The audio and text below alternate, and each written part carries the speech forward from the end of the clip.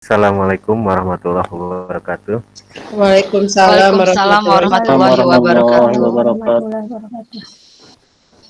Selamat datang kembali Bapak Ibu dalam kegiatan Diklat. Hari ini kita memasuki Diklat hari ke-9 ya. Sesuai dengan jadwal kita Diklatnya tentang in-house training ya. Materinya tentang in-house training. Alhamdulillah Bapak Ibu semuanya sudah bisa hadir dalam keadaan sehat walafiat. Dan alhamdulillah pada hari ini cuaca cukup baik juga Bapak Ibu. Dengan cuaca baik ini mudah-mudahan kita selalu diberikan kesehatan oleh Allah Subhanahu wa taala. Amin ya Allah ya rabbal alamin. Amin. Baiklah, untuk memulai acara ini mari kita sama-sama untuk buka acara dengan membacakan basmalah bersama-sama. Bismillahirrahmanirrahim. Baiklah, agar tidak menunggu lagi, kita langsung saja kepada materi in-house training yang akan disampaikan oleh Ibu Selvi. Kepada Ibu Selvi, saya persilahkan. Assalamualaikum warahmatullahi wabarakatuh. Waalaikumsalam warahmatullahi wabarakatuh. Bismillahirrahmanirrahim. Alhamdulillah ya kita bisa bertemu via Zoom meeting. Dan sebagai instruktur yang pertama, saya juga mau bertanya dulu, kira-kira Bapak dan Ibu semua masih semangat? Semangat. Boleh. Kalau dikira masih semangat, coba saya ingin lihat pose Bapak dan Ibu yang menunjukkan semangat Bapak dan Ibu siang hari ini. Boleh coba lihat posenya seperti apa? Posenya ceria. Alhamdulillah. Ceria, semangat memulai materi kita hari ini. Baiklah, sebagai instruktur yang pertama, saya akan menyampaikan materi tentang capaian pembelajaran. Sebelum kita bahas, boleh saya minta tolong kepada Pak Dudi sebagai moderator untuk menampilkan slide yang sudah disiapkan. Sudah bisa dilihat, Bapak dan Ibu? Sudah, Bu. Sudah. Baiklah, Bapak Ibu. Hari ini kita akan membahas tentang capaian pembelajaran. Tapi sebelum itu, kita lihat slide berikutnya. Sebelum kita membahas lebih dalam tentang capaian pembelajaran, kita akan mentelaah dulu apa sebenarnya tujuan dari pembelajaran kita hari ini tentang capaian pembelajaran. Saya bagi menjadi dua tujuan pembelajaran kita. Yang pertama, kita semua dapat memahami konsep dan ruang lingkup CP atau capaian pembelajaran. Yang kedua, kita semua dapat memahami fase dalam capaian pembelajaran. Berikutnya, Pak Dudi tolong. Baiklah Bapak dan Ibu, kita akan memulai dari mana kegiatan hari ini. Yang pertama, kita mulai dari bagaimana Bapak dan Ibu merumuskan tujuan pembelajaran pada mata pelajaran yang Bapak dan Ibu ampu dalam proses kegiatan belajar mengajar selama ini. Yang kedua, kita akan kira-kira apa harapan kita atau Bapak dan Ibu dalam memahami unit modul ini terkait dengan peran Bapak dan Ibu sebagai pengajar. Berikutnya, slide berikutnya. Bagaimana Bapak dan Ibu merumuskan tujuan pembelajaran pada mata pelajaran yang Bapak Ibu ampu dalam proses kegiatan belajar mengajar selama ini? Yang pertama tentunya dari kompetensi dasar atau KD, yang kemudian dijabarkan kepada indikator, kemudian ke tujuan pembelajaran. Tujuan pembelajaran itu dirumuskan berdasarkan indikator pembelajaran yang telah dikembangkan sebelumnya yang berupa definisi tingkah laku siswa yang dapat diukur dan diamati. Rumusan tujuan pembelajaran mengandung unsur audience, behavior, condition, dan degree. Dalam setiap indikatornya, pembelajaran dapat dikembangkan menjadi satu atau lebih tujuan pembelajaran, tergantung kondisinya. Berikutnya, apa harapan Bapak dan Ibu dalam memahami unit modul ini terkait peran Bapak dan Ibu? Harapan kita tentu saja kita bisa memahami apa itu CP atau tujuan pembelajaran. Misal harapan saya adalah mengetahui manfaat dan teknik dalam menentukan CP dan tindak lanjut dari hasil analisis capaian pembelajaran. Itu salah satu contoh harapan kita memahami unit modul ini. Berikutnya, untuk eksplorasi konsep kegiatan hari ini, kita bagi menjadi beberapa sub. Yang pertama itu kita akan membahas apa itu CP atau apa itu capaian pembelajaran. Yang kedua, tujuan capaian pembelajaran. Yang ketiga, prinsip capaian pembelajaran. Yang keempat, rumusan capaian pembelajaran. Dan yang kelima, komponen capaian pembelajaran. Dan langsung saja, ini adalah materi kita yang pertama. Kita akan membahas tentang apa itu CP atau capaian pembelajaran. CP dikenal juga dengan istilah learning achievement atau achievement standard atau learning outcome. Secara sederhana, CP bisa didefinisikan sebagai kompetensi pembelajaran yang harus dicapai peserta didik pada setiap tahap perkembangan peserta didik untuk setiap mata pelajaran pada satuan pendidikan dasar dan pendidikan menengah. CP memuat sekumpulan kompetensi dan lingkup materi yang disusun secara komprehensif dalam bentuk narasi. Artinya CP itu merupakan acuan yang membimbing setiap siswa pada hasil yang kita inginkan dari kegiatan pembelajaran yang sudah direncanakan. Sehingga CP akan berimplikasi pada proses pembelajaran yang berlangsung. Pada mata pelajaran yang kita ampuh PKN, implikasi capaian pembelajaran itu akan menjadi salah satu barometer keberhasilan pembelajaran. Mungkin dari saya tentang apa itu CP cukup sekian. Tapi sebelum saya serahkan kembali kepada moderator, saya akan mempersilahkan kepada Bapak dan Ibu yang ingin memberikan tanggapan. Silakan. Izin, Ibu, izin menanggapi terkait apa yang sudah dijelaskan sama Ibu instruktur itu hampir cukup jelas, sudah jelas. Cuma ada tambahan sedikit terkait tujuan pembelajaran itu ada pencapaian 3 aspek, Bu, Bapak Ibu, termasuk ada kompetensi, yakni pengetahuan, keterampilan, dan sikap. Yaitu kalau sikap sekarang lebih ke pelajar Pancasila itu, Bu Pak, gitu ya. Jadi ada tentang anak itu harus kritis, kreatif, komunikatif, dan kolaboratif, serta terkait profil pelajar Pancasila itu harus ada beriman, berkebinekaan global, bergotong royong, kreatif, bernalar kritis, dan mandiri. Mungkin itu saja, Bu, tambahannya. Terima kasih untuk tambahannya, Patri. Nanti kita akan bahas lebih lanjut kepada instruktur berikutnya. Sebelumnya saya serahkan kembali kepada moderator. Silakan Pak Dudi. Ya, terima kasih Bu Selvi yang sudah menyampaikan apa itu capaian pembelajaran, dan juga terima kasih kepada Patri yang sudah memberikan masukan ya dan tanggapannya. Kemudian yang selanjutnya, pemateri yang selanjutnya yaitu Ibu Fitri ya. Silakan Ibu Fitri. Ya, baik, terima kasih Pak Dudi atas waktu dan kesempatannya.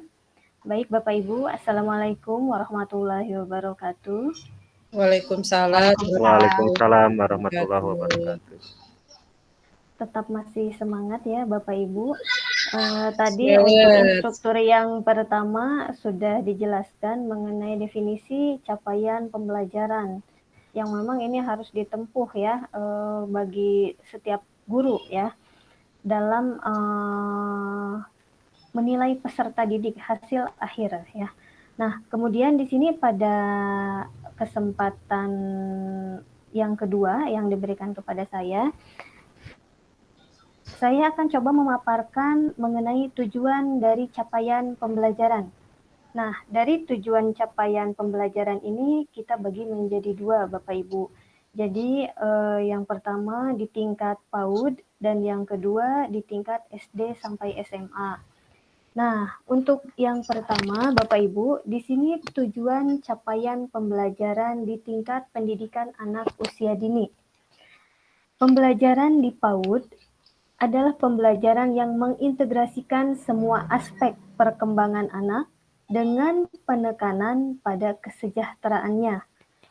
Tujuannya apa? Nah, di sini tujuannya capaian pembelajaran di PAUD adalah memberikan arah yang sesuai dengan usia perkembangan anak. Misalnya di sini nilai agama, fisik dan motorik, emosional, bahasa, dan kognitif. Nah, agar setiap anak siap mengikuti jenjang pendidikan ke tahap selanjutnya. Kemudian, tujuan capaian pembelajaran kedua di tingkat SD dan SMA. Mungkin di sini Bapak Ibu hampir semuanya mengajar di tingkat SMA dan SMK ya.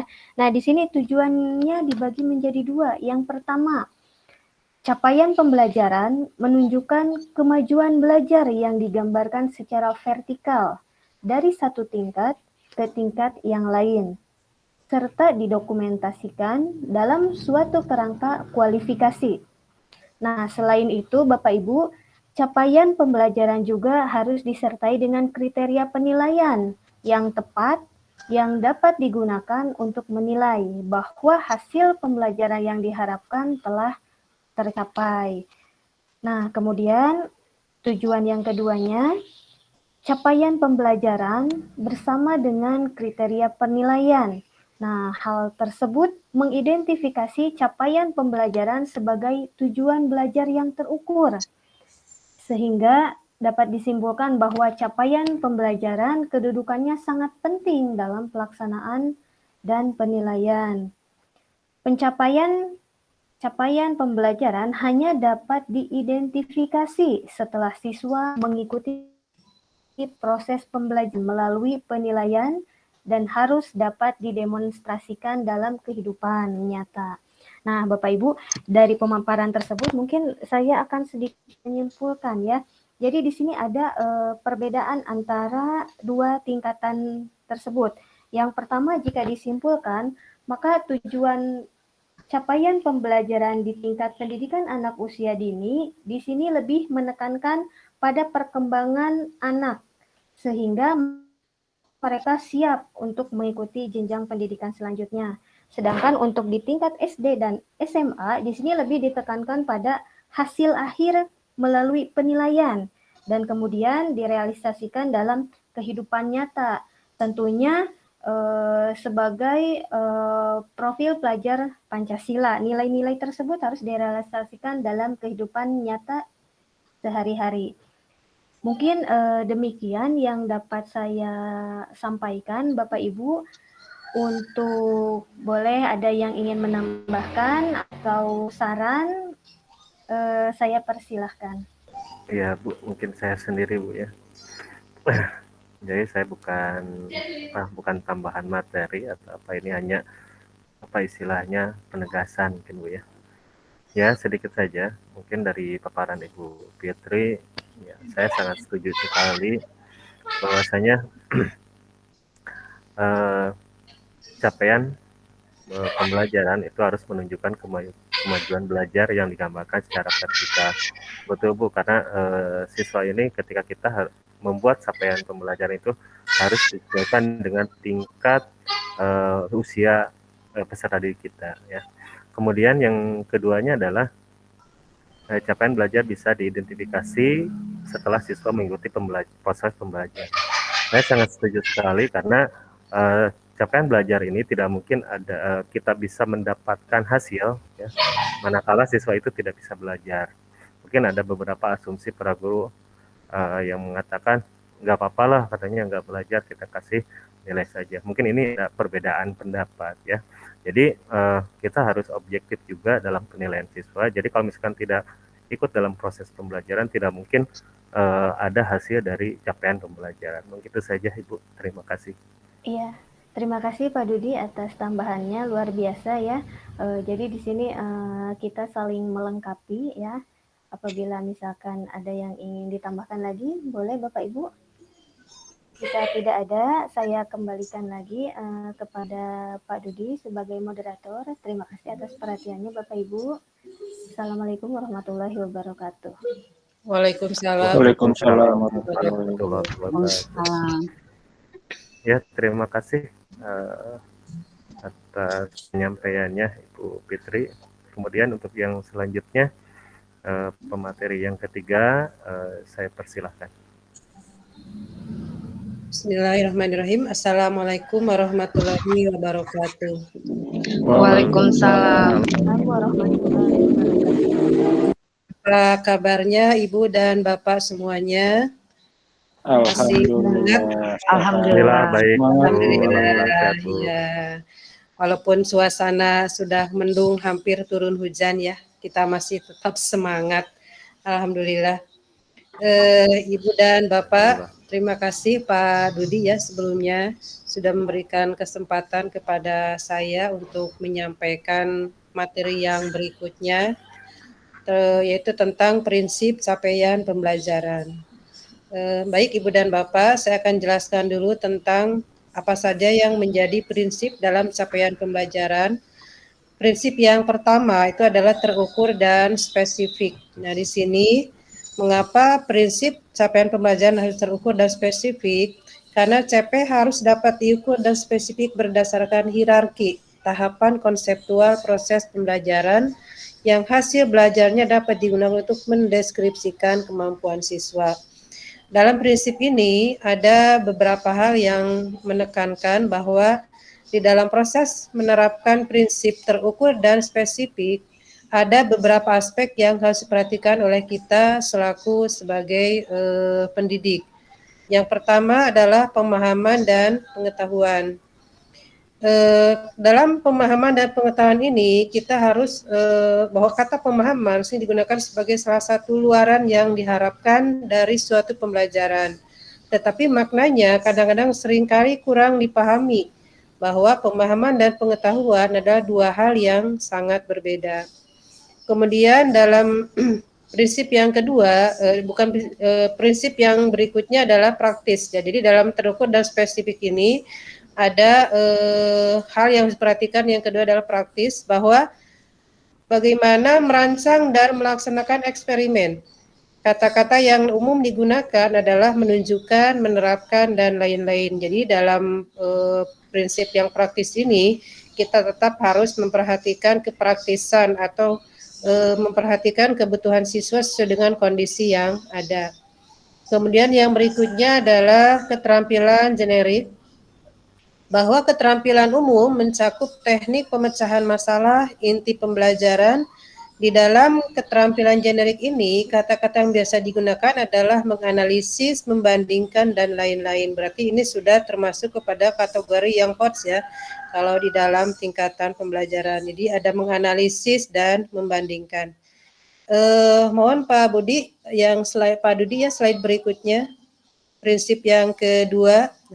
Prinsip yang kedua adalah fleksibel atau sesuai dengan proses dan tahap belajar siswa. Seringkali belajar dirasa sebagai sebuah perlombaan dan bukan proses.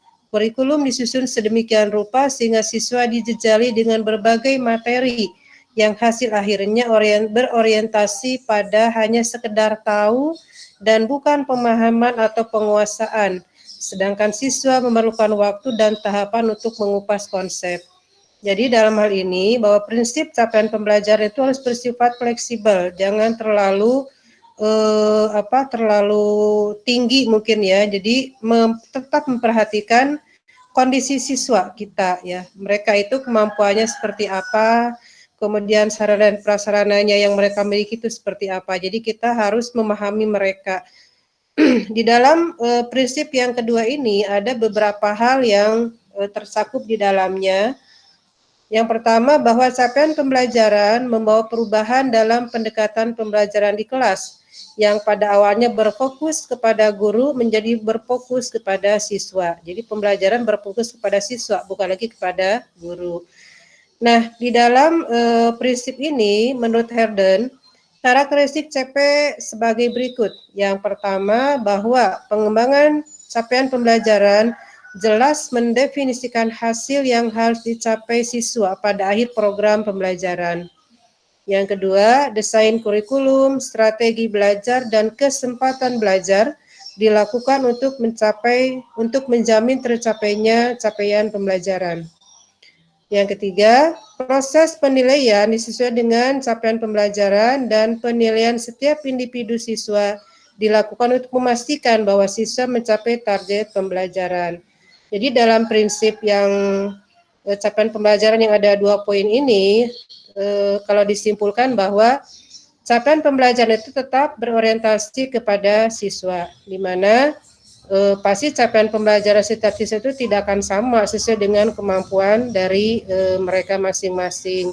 Nah, kita sebagai guru harus tetap memberikan fasilitas kepada mereka, memfasilitasi ya, supaya mereka bisa mencapai capaian sesuai dengan yang kita harapkan. Itu Ibu dan Bapak tentang prinsip capaian pembelajaran. Mungkin di antara Ibu dan Bapak ada yang mau menambahkan atau mungkin ada yang mau memberikan tanggapannya, dipersilahkan kepada Ibu dan Bapak. Mohon izin Bu Siti sebagai instruktur yang ketiga, saya mau menambahkan sekaligus menguatkan penjelasan dari Bu Siti tentang prinsip capaian pembelajaran. Setelah kita memahami prinsip capaian pembelajaran, tentu saja akan berkaitan dengan prinsip utama menyusun alur tujuan pembelajaran setelah ini. Bagaimana kita memahami istilah merdeka belajar, di antaranya memerdekakan siswa dalam berpikir dan bertindak pada ranah akademis dan bertanggung jawab secara moral, begitu. Itu saja tambahannya, terima kasih.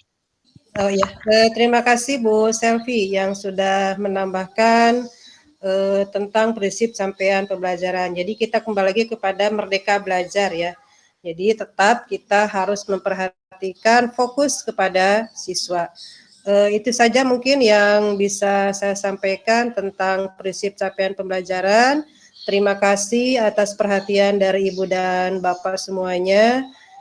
Wabillahi taufiq wal hidayah. Wassalamualaikum warahmatullahi wabarakatuh. Mangga dikembalikan lagi kepada moderator Pak Dudi. Waalaikumsalam warahmatullahi wabarakatuh. Ya, terima kasih Ibu Siti yang sudah menyampaikan materinya dan Bu Selvi yang sudah menanggapi dari paparan Ibu Siti. Baiklah, yang selanjutnya yaitu pemateri yang keempat kepada Bapak Tri ya. Diana, saya persilahkan. Terima kasih Pak Dudi atas waktunya. Assalamualaikum warahmatullahi wabarakatuh. Waalaikumsalam warahmatullahi wabarakatuh. Alhamdulillah Bapak Ibu, kita masih diberikan kesempatan untuk melakukan aktivitas ini. Semoga kita selalu dalam lindungan Allah Subhanahu wa taala dan selalu diberikan kesehatan. Yang ingin saya sampaikan lanjutan dari tentang materi ini, mohon izin Pak Dudi. Slide-nya tentang komponen capaian pembelajaran. Dalam komponen capaian pembelajaran ini, dalam dokumen terdapat 4 komponen. Di antaranya yaitu yang pertama tentang rasional mata pelajaran, memuat alasan pentingnya mempelajari mata pelajaran tersebut dan keterkaitan antara mata pelajaran dengan salah satu atau lebih profil pelajar Pancasila. Jadi tetap profil pelajar Pancasila itu harus dimasukkan dalam setiap mata pelajaran. Karena intinya tadi itu seperti yang disampaikan di materi awal, ada memerdekakan pembelajaran. Untuk SLB rasional mata pelajaran juga dikaitkan dengan keterkaitan mata pelajaran untuk menunjang keterampilan fungsional anak dalam kehidupan sehari-hari.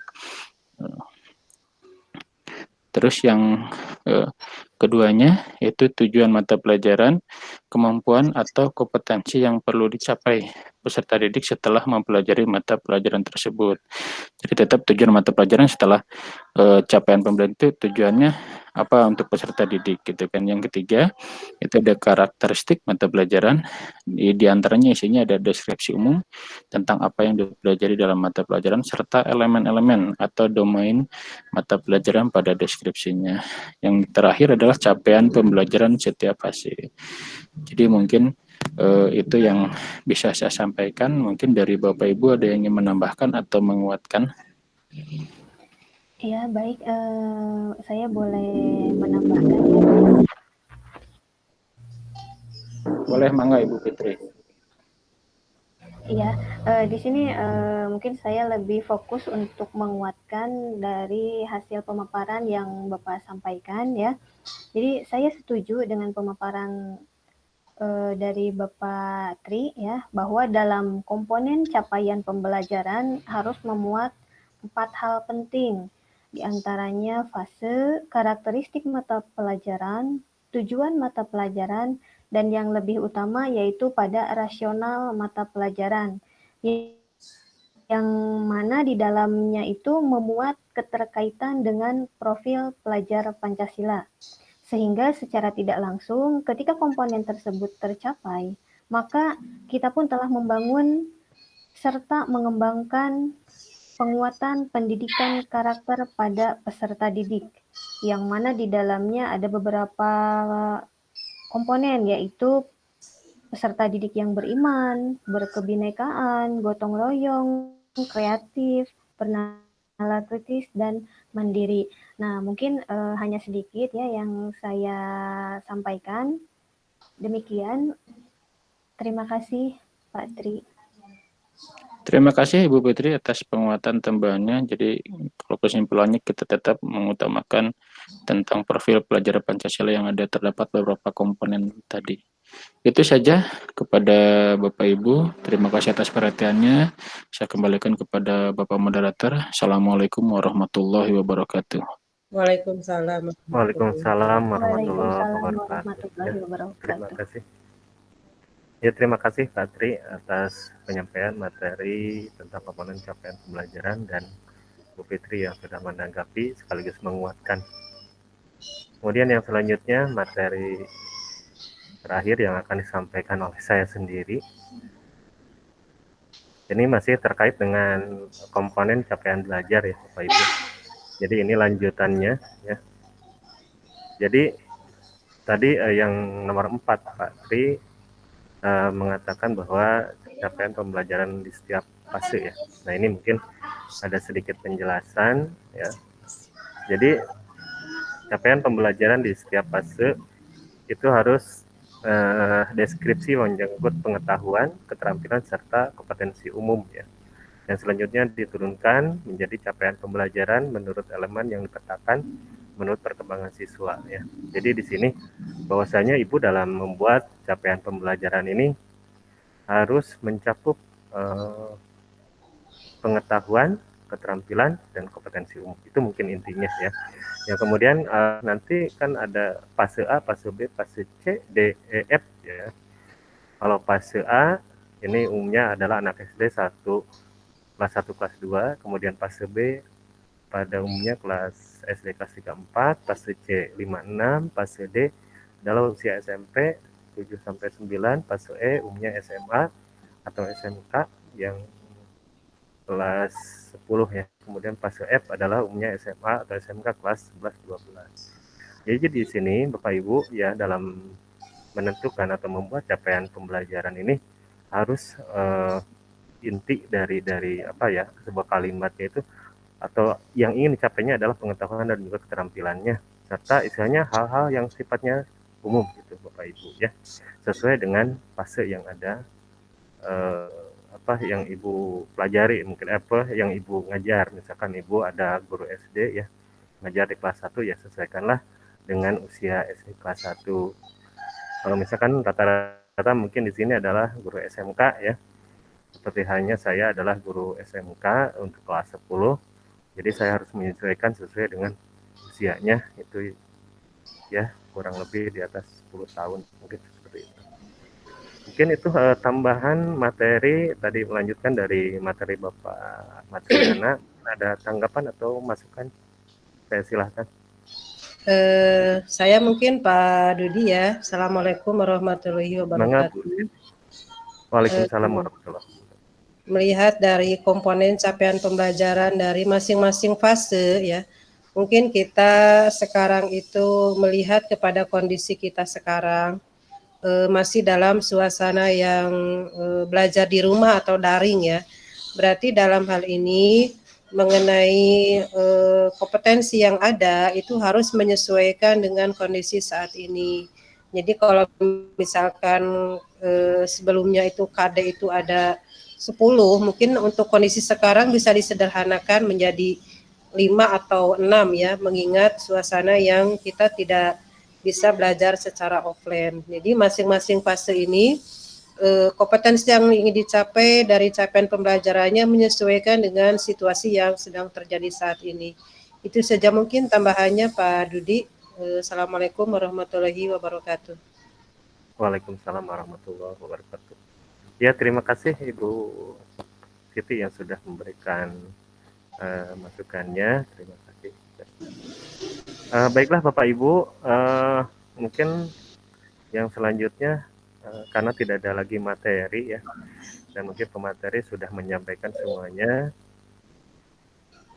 Mungkin ada tambahan dari Bapak Ibu? Sudah cukup mungkin Pak Dudi? Cukup, Pak. Ya, Sudah cukup. sudah cukup. Sudah cukup jelas ya. Baiklah. Kalau sudah cukup, kita tutup saja ya kegiatan hari ini. Alhamdulillah tidak ada kendala untuk kegiatan diklat di hari ke-9 ya, tentang in-house training. Alhamdulillah pada Bapak Ibu terima kasih atas materi yang sudah disampaikannya. Ya mudah-mudahan kita selalu dalam lindungan Allah Subhanahu wa taala. Amin. Amin. Amin. Baiklah Bapak Ibu, untuk menutup acara kegiatan IHT hari ini, mari kita sama-sama mengucapkan hamdalah. Alhamdulillah. Terima kasih Bapak Ibu atas waktunya. Saya tutup. Assalamualaikum warahmatullahi wabarakatuh. Waalaikumsalam. Waalaikumsalam warahmatullahi wabarakatuh.